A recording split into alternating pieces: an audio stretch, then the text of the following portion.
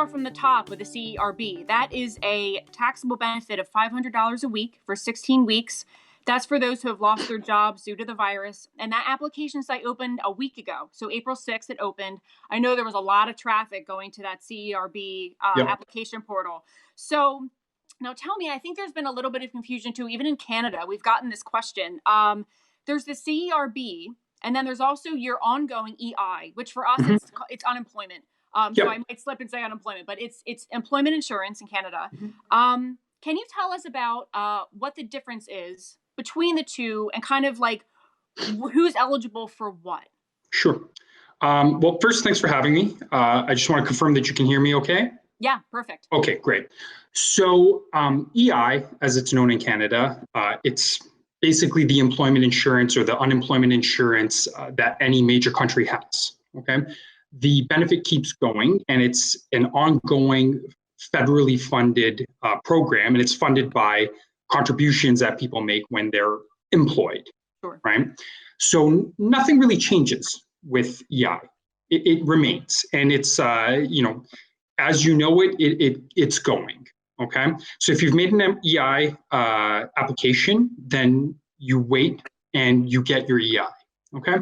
If you're otherwise not eligible for EI, you're self-employed, or you're working in a non-arm's length situation, perhaps, for whatever reason, if you're not eligible for EI and you meet the criteria for the new CERB program, then you should be making an application for the CERB program, okay? So this is brand spanking new. The difference between EI and this program is that this is an emergency program. So it's it could be temporary. It could last only a certain amount of time to take care of this COVID-19 pandemic. It could be brought back at another time in a different form, but it's a new program, and EI is the regular ongoing program to cover people that are unemployed for whatever reason. Okay. Perfect. So nothing really changes with EI. EI is the same.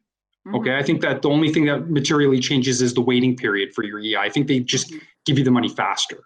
Okay. But the CERB is essentially a program to, really put groceries on the table, right?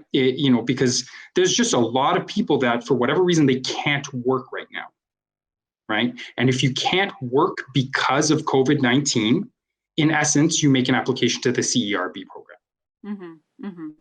So I know there was a question of, one of the things was, now it seems like the CERB, I just want to confirm this with you.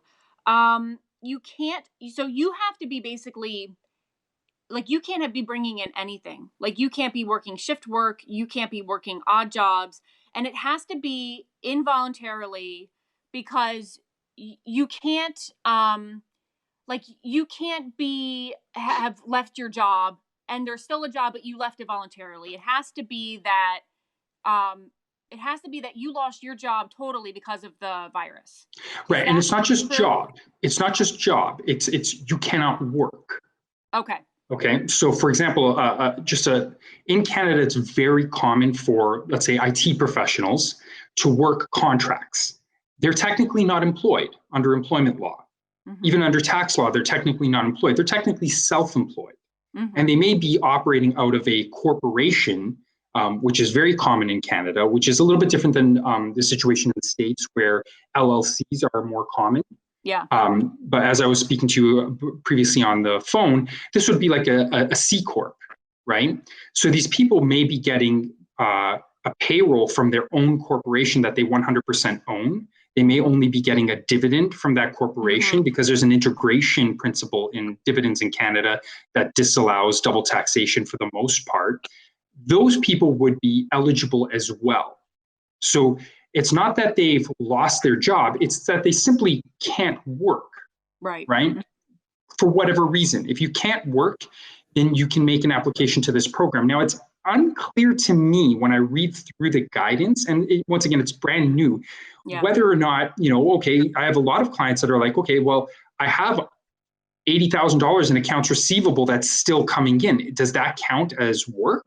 Well, in my opinion, no, that you're not working. You're just collecting on old debts, right? Right. So my understanding is you can't work. So it's not available to me. I'm still working. I'm still available to work. People are still sending me tax returns. I'm still managing people's money.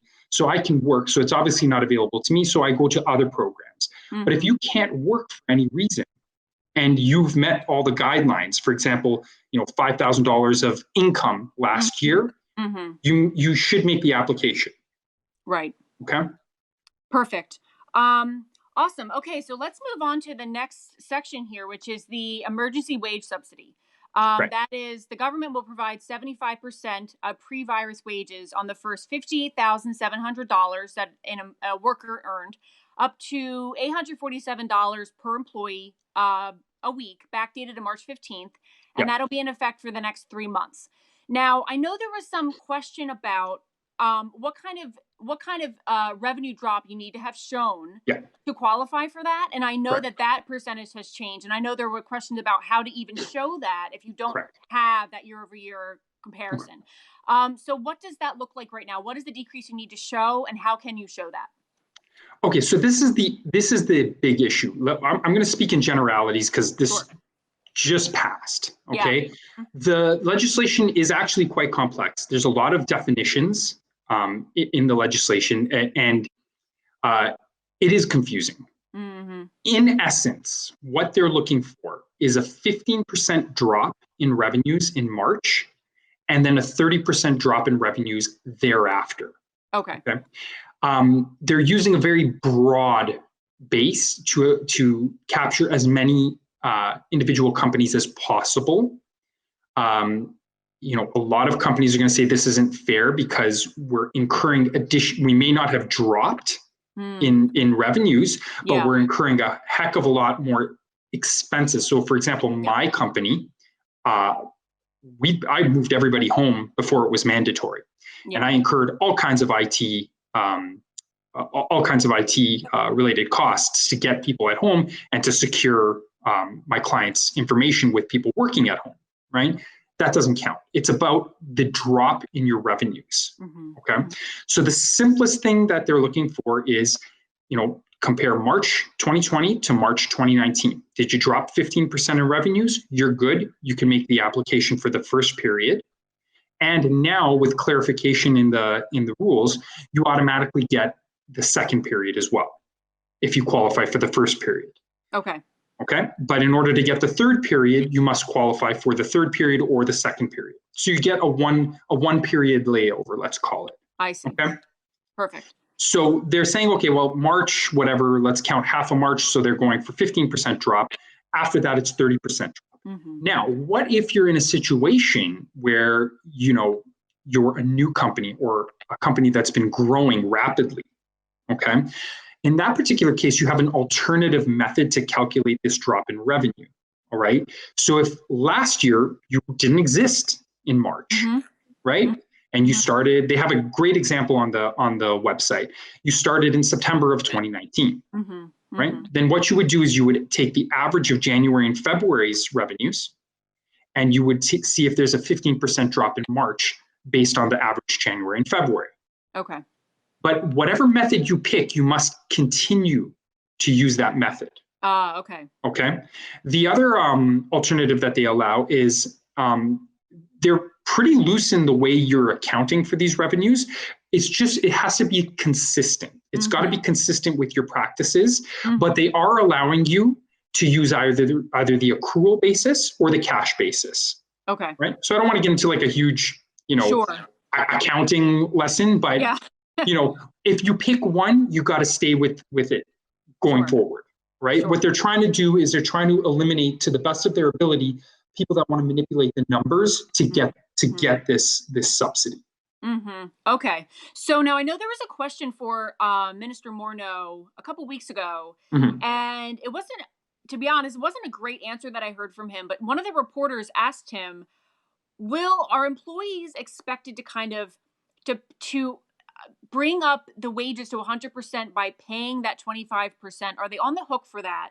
And how do they show that they're at least putting in a good faith effort to do that? Like, what does that kind of look like? What is the obligation on the part of the employer if they're a part of this wage subsidy? Sure. So there's a couple things at play here. a couple things that I'm qualified to speak about and a couple things I'm not qualified to speak about. So I'm an accountant and an investment advisor. So I know a thing or two about payroll and the way that taxation applies to it, but I'm not an employment lawyer. Okay. Sure. My understanding is this: you have two types of employees, really. You have arm's length employees and non-arm's length employees. So, for example, I'm a non-arm's length employee to my own corporation. Mm-hmm. You know, your spouse would be a non-arm's length employee. Let's put those people aside because that's not really like what we're talking about. We're talking about arm's length true employees. Sure. Right. My understanding and reading through the guidance, it's pretty clear. You have to pay these people. Mm-hmm. Mm-hmm. All right. So your application for the wage subsidy is going to be based on the actual payments that you give them. Yeah. Right.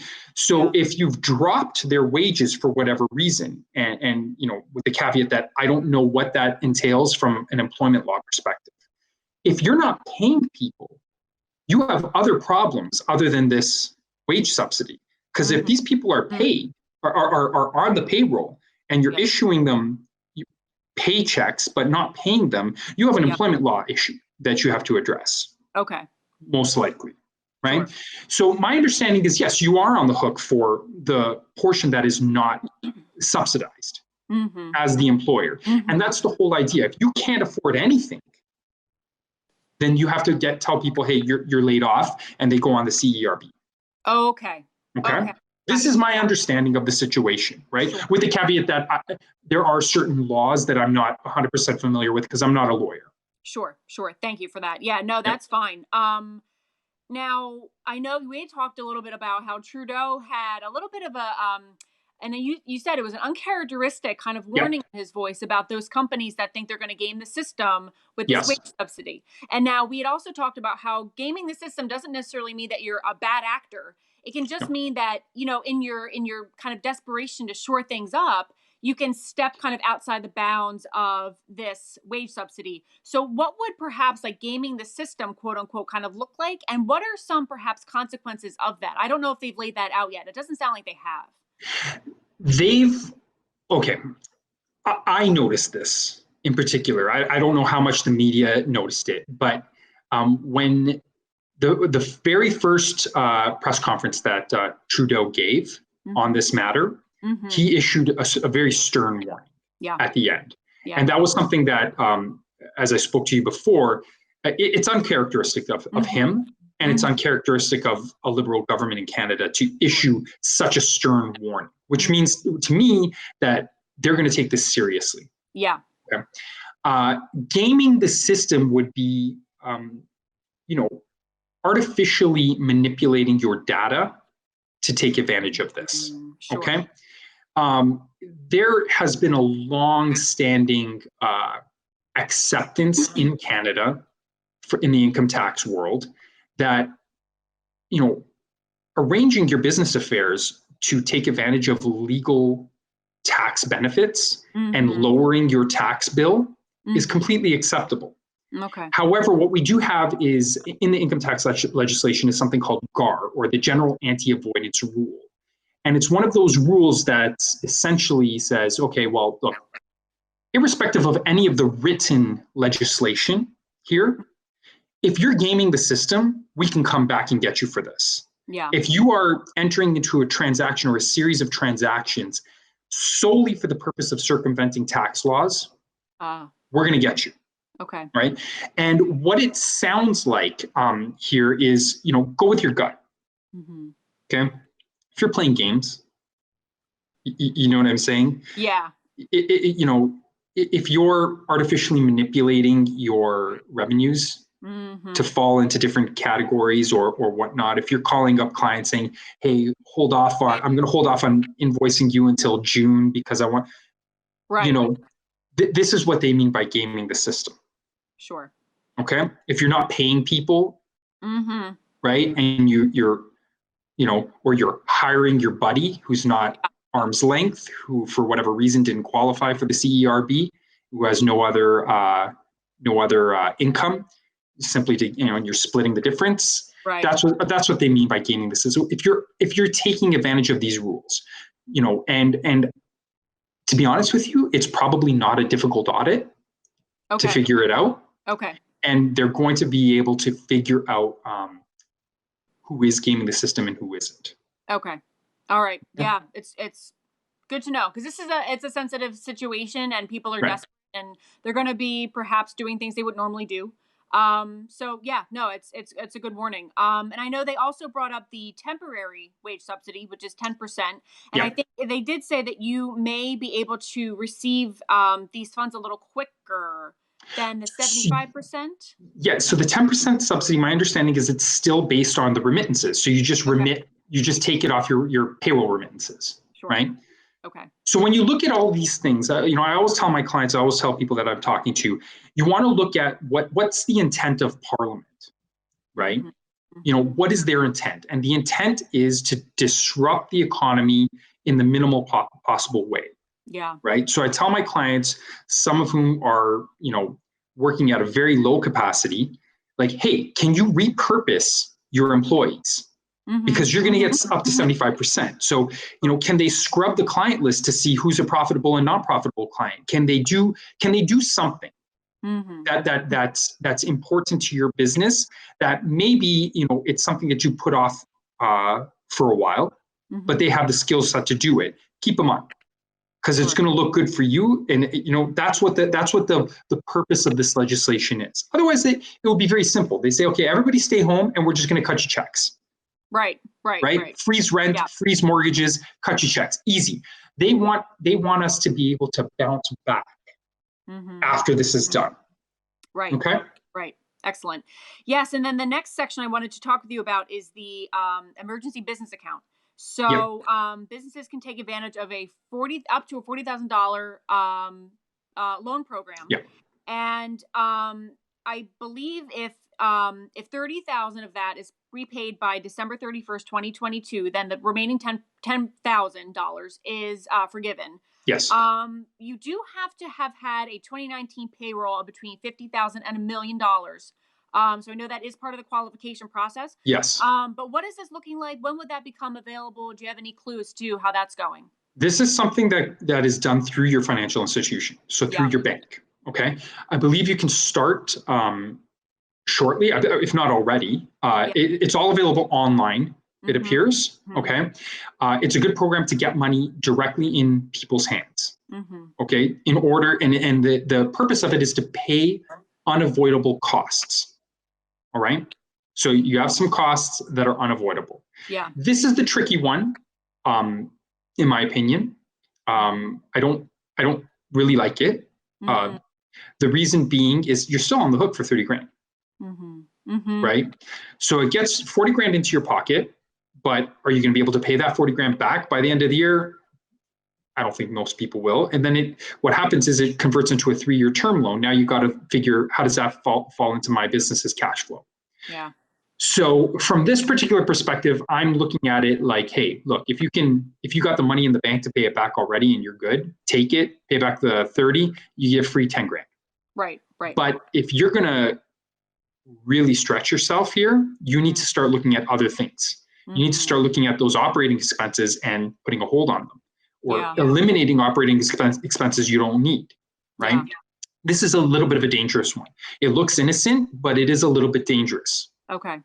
And it says you did mention that it's through, you have to apply online, but it sounds like it's through private lenders, also the Business Development Bank of Canada and Export Development Canada. Right. So it's through your bank, this specific one. Okay. So you through one of yours. So in Canada, it's a little bit different in the States. Like you guys have banks all over the place, right? In Canada, we basically have an oligopoly with banking. It's a couple of really big banks and everybody banks through. Right. We do have things called credit unions, which are smaller, but for the most part, most people, especially on the east side, on the East Coast and whatnot in Ontario, we're going through the big banks. So it's administered through your bank. Okay. Gotcha. Excellent. And then now definitely more of under your direct wheelhouse here for taxes. I know the tax filing deadline has been extended to June 1st. And income tax payments have been deferred till after August 31st. Yeah. So, should people file now anyway to get their refunds, perhaps? Refund, you want to file right away. Yep. Whether you have to pay, you want to file right away. Yep. This really, this was good. It was a good measure because, like every accounting firm, we lost half of March. We weren't able to work because we were transitioning everyone to work from home. So for us, we're not even done a quarter of our normal taxes, and we're not a big personal income tax firm. Like we concentrate on corporations more, right? We're halfway through the month. Like we're not even done half of it. We do U.S. tax as well. We're not even done half our U.S. taxes, which would normally be due in 2 days. Right. So we just lost the time, right? But if you're ready to go, give everything to your accountant now and get it done, right? Just get it done. Like, what's the point of procrastinating? Because then what's going to happen? Then, April gets pushed into May, and then it's a crunch in May, right? Yep. So from that particular perspective, do it. Take advantage of the deferral of payment, right? But understand that, if you haven't made your installments throughout the year, I believe, I was reading through the guidance, but I believe your installments, if you haven't made them, you're still going to get hit with installment interest, I believe. Okay. But it's just amounts that become due now. Sure. Okay. Perfect. Yeah. And also, in your wheelhouse too, those are looking at their investment portfolios, especially those who are nearing retirement. We're planning on maybe the next few years getting ready for that. What advice are you giving them at this point? Right. So this is something that I've been working since this started. I've been on the phone with my investment clients day in, day out. Okay. Yeah. And, I have a whole slew. I have, people in their 20s all the way up to people approaching almost 80 years old. Wow. Okay. And everybody's in a different situation. So I have all my super wealthy clients calling me saying, on a dip, saying buy. And then I have all my, average clients who are in retirement saying, should we sell everything? Yeah. Okay. Let's take a step back. All right. And actually look at what's going on. Right. This is very different from 2008, 2009. Very different. 2008, 2009 was blamed on the U.S. For the securitized mortgage crisis. But can you really blame the U.S.? Everybody knew what they were getting themselves into, and everybody bought the stuff, right? Sure. So it was a human-made financial disaster. It was a debt crunch, right?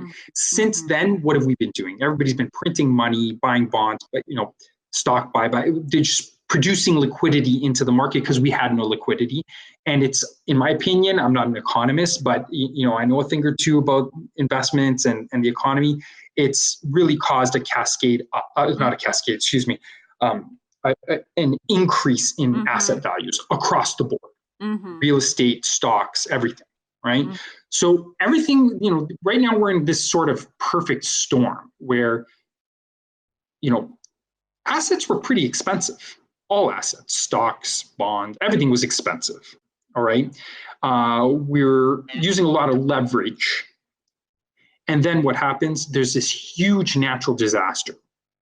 Okay. So when you see a natural disaster, earthquake or something like that, what does it do? It affects a specific area of the earth. And you look to those areas that have been affected by that. And what it does is it completely halts economic activity. Then there's a rebuild. All right. Federal governments will come in, municipal governments will come in, everybody will come in and help that area out, and then they start rebuilding. Essentially what we have here is a massive natural disaster that has hit every corner of the globe. And you're getting the effect of an unprecedented halt in economic activity, right? So I believe, what's the unemployment now? Unemployment claims in the U.S. is at 7 million. It's something ridiculous. Similar, and it's basically the same proportion. Take anything in the U.S. and divide it by 10, and that's what happens in Canada. Right. So you're getting this everywhere. So we have unemployment levels that are, unprecedented in history. Okay, and what's going to happen? There's going to be a huge slowdown in the economy. Right? The economy doesn't react right away. The stock market does. So what you have is these retirees who are already, it's fresh in their mind the last time the stock market dropped like that. Okay. And now it's happening all over again. But you're getting crazy volatility in the markets, right? You're getting negative 10% days and plus 10%. It's crazy, right? So now we're in a distress mode. So what is very important in a distress mode, in my opinion? All right. Let's put aside very wealthy individuals and people that are, impoverished. Okay. And let's look at the average Jane and Joe. Right? If you're in your 50s and 60s, close to retirement or at retirement, you need to take a very hard look at your finances. Right? Your portfolio is down. I don't care what you were in, it's down. Right? There's nothing you can do about it. If you sell everything now, which some people did, and they sold at the dip, they lost out on the rally.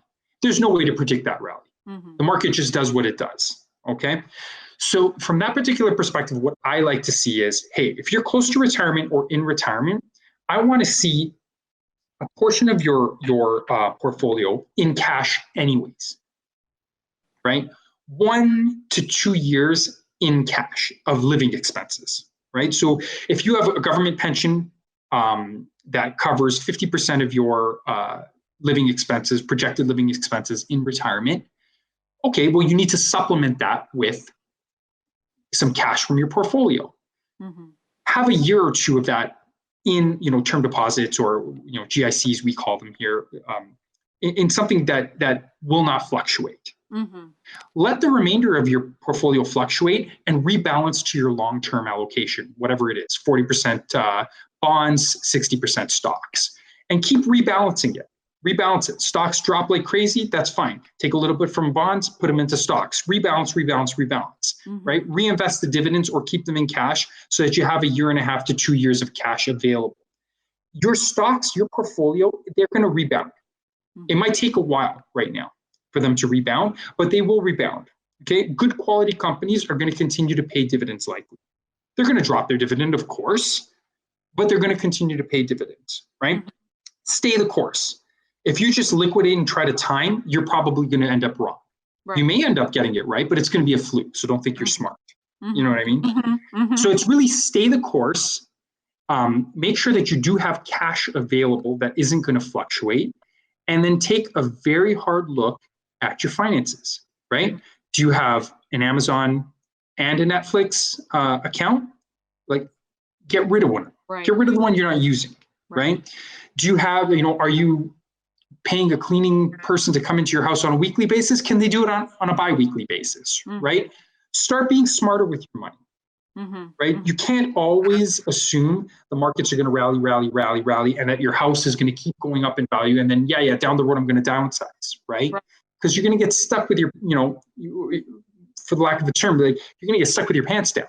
Right. And then what? Right. So it's just smart financial planning. The same principles that hold true in any economy. Just make sure when you hit a bad economy like this, which is probably going to be prolonged because it's going to take us a while to get back, because we're not just going to go back to work like normal. It's going to be maybe, okay, this industry goes back, then that industry goes back, but things might be slower. You got to take a look at your spending, and you got to take a look at your revenues, and you got to take a look at your reserves.